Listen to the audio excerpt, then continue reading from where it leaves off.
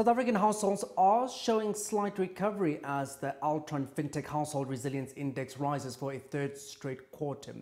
This follows 3 repo rate cuts between September and January, reducing the prime overdraft rate from 11.75% to 11%.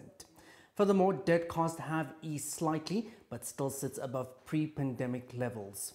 Meanwhile, economist Dr. Roelof Botha notes the year-end boost from bonuses and seasonal jobs, though warns that households still face challenges. Let's hear more from Dr. Botha.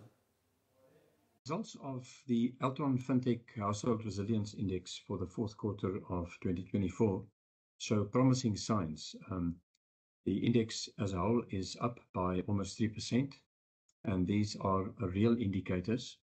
But unfortunately, one has to fleece out to some extent the effect of the two-pot system withdrawals, because that has provided a short-term boost to households' finances, obviously. But one must note that this is to the detriment of their long-term savings. They will have to work a little bit longer or find a night job as well.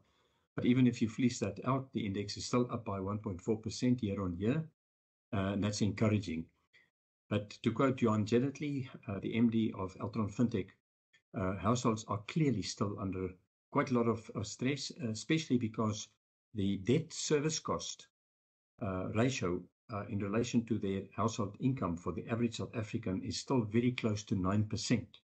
And although we are grateful for the interest rate cuts that we've had, they have not remotely been enough to address the acute shortage of demand in this economy, which is also reflected in the low capacity utilization in our manufacturing sector.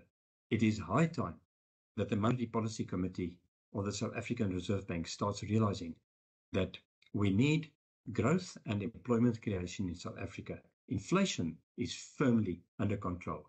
And if they lower rates further, I have no doubt that the Altron FinTech Index will start improving, as will other indices like the Better Bond Index of home loan applications, which is also still in the doldrums.